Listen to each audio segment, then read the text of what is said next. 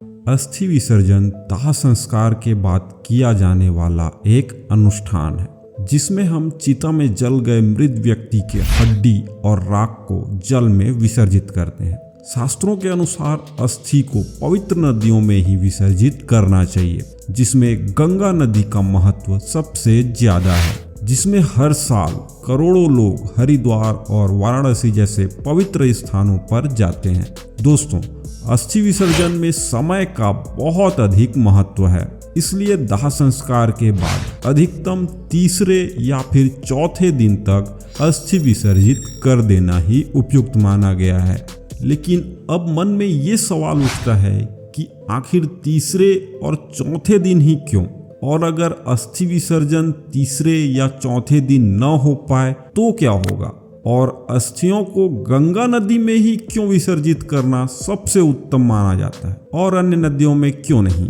जानेंगे सभी सवालों के जवाब आज इस वीडियो में। अस्थि विसर्जन की प्रक्रिया बहुत ही महत्वपूर्ण मानी गई है। अगर इसे सही समय पर सही नियम से न किया जाए तो आत्मा को मुक्ति नहीं मिलती। धर्म ग्रंथों में कहा गया है कि हमारा शरीर पंच तत्वों से मिलकर बना है, जिसमें पृथ्वी, जल, अग्नि, वायु और आकाश आते हैं।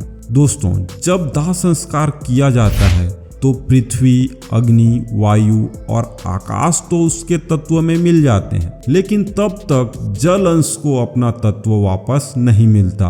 और जब तक जल अंश को अपना तत्व वापस नहीं मिलता तब तक ये चक्र पूरा नहीं होता। इसलिए यदि अस्थि विसर्जन सही समय पर सही नियम से न किया जाए तो आत्मा को मुक्ति नहीं मिलती, न ही वह नया शरीर धारण कर पाती है। तो चलिए आगे हम अस्थि विसर्जन को लेकर और अन्य धारणाओं को भी जान लेते हैं। आजकल आपने देखा होगा कुछ लोग चिता के शांत होते ही राख और अस्थियां लेकर घर लौट आते हैं, जो कि सही भी है, क्योंकि आजकल शमशान में एक के बाद एक चिताएं जलाई जाती हैं तो जगह भी कम पड़ जाता है।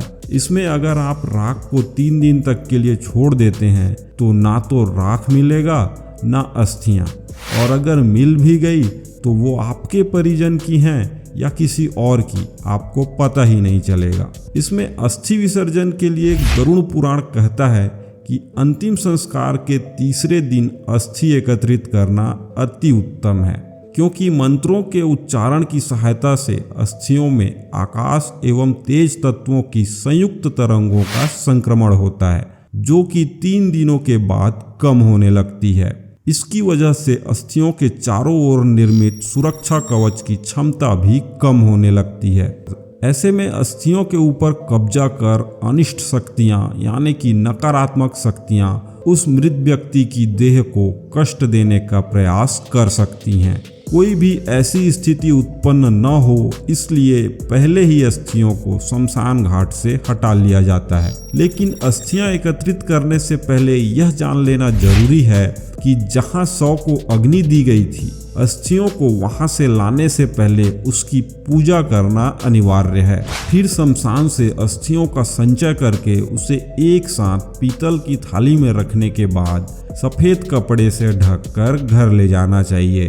इसके साथ ही यह भी कहा गया है कि मृत्यु के दिन से 10 दिन तक किसी योग्य ब्राह्मण से गरुड़ पुराण जरूर सुनना चाहिए। यह पाठ उसी स्थान पर करना चाहिए जहां अंतिम बार मृत व्यक्ति के शरीर को अंतिम बार रखा गया था। साथ ही इस बात का भी ध्यान रखें कि इस पाठ को सूर्यास्त से पहले ही खत्म कर लेना चाहिए।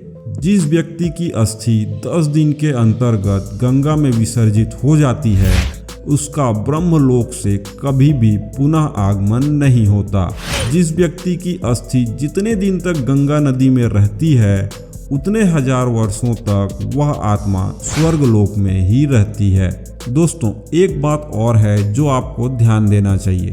जिस व्यक्ति का अंतिम संस्कार किया गया हो, उस दिन से लेकर अगले 13 दिनों तक जब तक सलाद और पिंडदान नहीं हो जाता, तब तक घर में पवित्रता बनाकर रखना चाहिए।